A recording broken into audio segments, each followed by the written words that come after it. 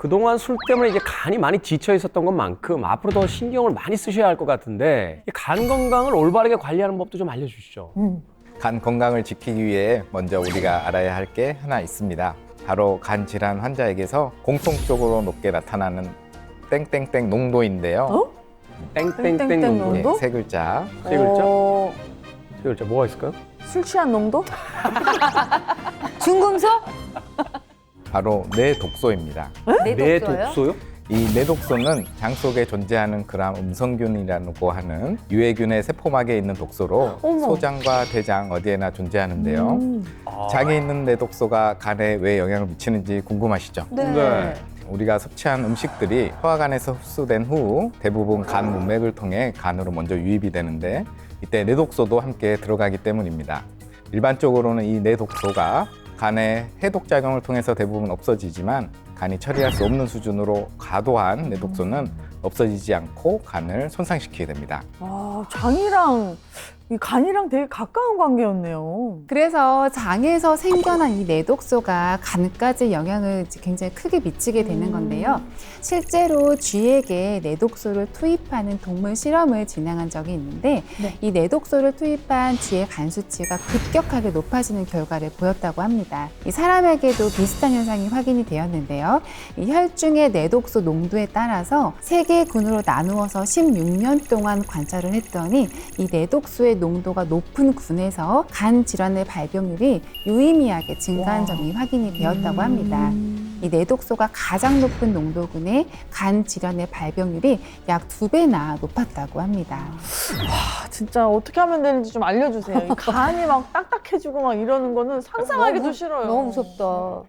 간을 망가뜨리는 뇌독소를 잡아서 간 건강을 지킬 방법이 있습니다. 바로 간 건강 유산균을 섭취하는 겁니다. 어머. 간 건강 유산균이요? 아, 혹시 그 뇌독소가 그 장에서 살아서 그런 건가? 오, 간인데 유산균을 먹는다? 이건 처음 들어봤는데, 처음 진짜. 들어보는. 네. 네, 간 건강 유산균은 많은 유산균 중에서 뇌독성 감소와 간 손상 개선에 도움이 주는 균주를 따로 선발해서 만든 MVP170이라고 하는데요. 간을 망가뜨리는 원인이 되는 뇌독소는 음주나 비만 등으로 장 속 미생물의 균형을 깨집게 하면서 간에서 처리할 수 없을 만큼 많은 양이 만들어지면 문제가 되는 건데요. 이때 간 건강 유산균이 장을 잘 다스려서 간에 상처를 입히는 뇌독소 양을 줄여주는 거죠. 뿐만 아니라 간 기능을 개선시켜서 뇌독소 제거 능력을 높이는 데도 도움을 줄 수 있습니다. 이 쥐에게 에탄올 섭취를 통해서 간 손상과 장염 그리고 장 누수 그러한 현상을 유도한 뒤에 이 간 건강 유산균을 투여를 했더니 뇌독소와 간 수치가 감소한 점이 확인되었다고 합니다. 이것은 음주로 인한 간 손상에 이 간 건강 유산균이 유의미한 도움이 됐다는 것을 의미합니다. 야, 지난 40여 년 동안 제가 네. 찾았어요. 이런 걸요? 바로 이런 걸. 저도 드디어. 왜냐면 저는 이제 아빠가 간암으로 돌아가셔가지고 그냥 느낌상 항상 나는 간이 좀 유전적으로 좀 약할 것이다라는 생각이 늘 있는데 간 유산균이 나온다고 하면은 그러네. 저는 그렇죠. 완전히 감사하죠. 네. 그런데 오늘 만난 우리 남편분 건강검진에서 간 정밀 검사 소견을 받고도 이 병원을 다시 가보지 못했다고 했거든요. 다행히 이번에 저희 역전의 가족과 함께 용기를 내셔서 병원을 한번 찾아갔다고 합니다. 남편분의 간 건강이 어디가 어떻게 안 좋은 건지 우리 함께 확인해보고 또 간 건강 유산균에 대해 좀 더 알아보도록 하겠습니다. 병원을 얼마 만에 가시는 거지?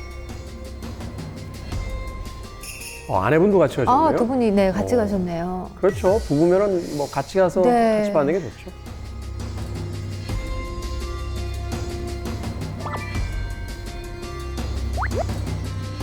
근데 이렇게 보니까 네. 남편분이 약간 여기가 빨가시네. 홍조가, 얼굴에 홍조가 있으시네. 약간 진짜 이거 방송에 점점 심각한 사람들이 많이 나오네. 몇 분 안 보이시겠는데 나중에. 몇 분 안 보이시겠는데 나중에. 어머, 그 정도예요? 이거 참. 이 초음파상에서 뭐예요? 역시나 지방간이 있죠. 역시나 지방간이 있고 이 초음파 결과 상관없이 지금은 매일 드시는 술을 먼저 중단을 해야 되는 상태. 자, 술은요, 횟수가 제일 중요해요. 전날 마셨어요. 마시고 이게 전부 다 깨끗하게 해독이 되냐? 그렇지가 않아요. 멍 이만큼 들어있는데 거기에 잼 날리는 거예요, 톡. 그러니까 간이 그 상태가 될 수가 있어요. 이해가 되네. 아내분 보시면요.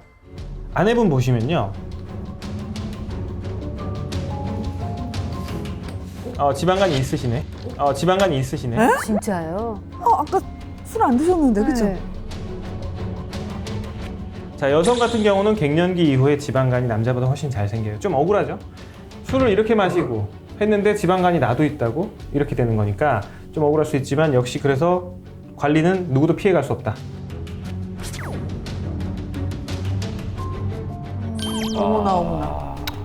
어머나.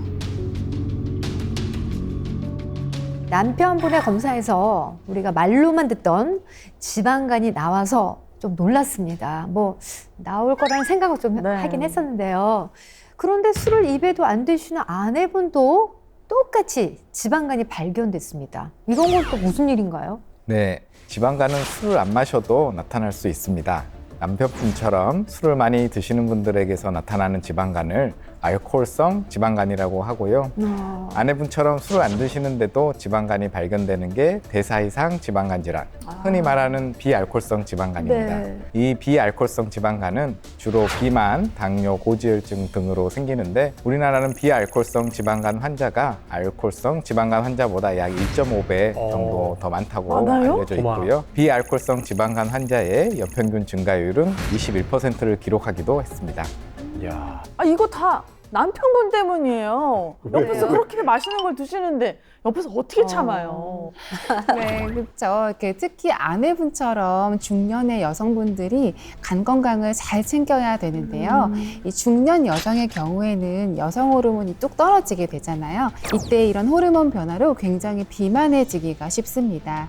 그리고 그로 인한 장내 미생물의 불균형으로 간을 파괴하는 내독소가 잘 만들어지기 쉬운 환경에 놓여 있기 때문에 알코올의 섭취 없이도 간 손상이 일어날 수 있는 그런 이유가 됩니다. 실제 조사에서도 여성의 경우에는 이 갱년기에 접어드는 50대에서 비알코올성 지방간 환자가 제일 많았다고 합니다. 간 초음파 외에 그러면 다른 부분은 어떻습니까? 맞아. 다른 부분은 괜찮은 건가요? 궁금해요. 네, 두 분의 혈액 검사 결과지를 확인했는데요. 일단 남편분의 경우 알코올성 간 질환의 지표가 되는 감마 GTP 수치가 정상보다 2배 정도 높게 아이고야. 나왔습니다.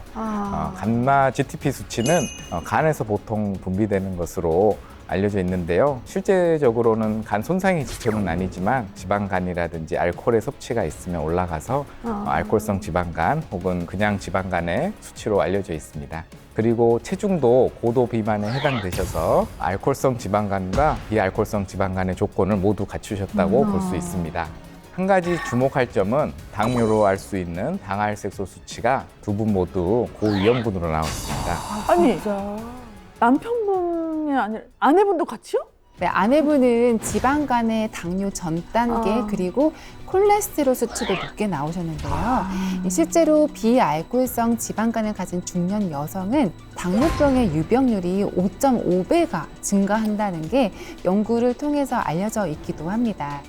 게다가 비알코올성 지방간은 방치를 하게 되면은 10년 내에 심혈관 질환의 발생률이 최대 8배나 증가한다고도 밝혀진 데다가요. 이 지방간과 당뇨가 함께 있으면 심근경색, 뇌경색, 뇌졸중, 신부전, 간암 이런 위험한 질병들의 발생 위험이 모두 높아지기 때문에 두 분 모두 간 건강 관리를 지금부터 바로 시작하셔야 됩니다.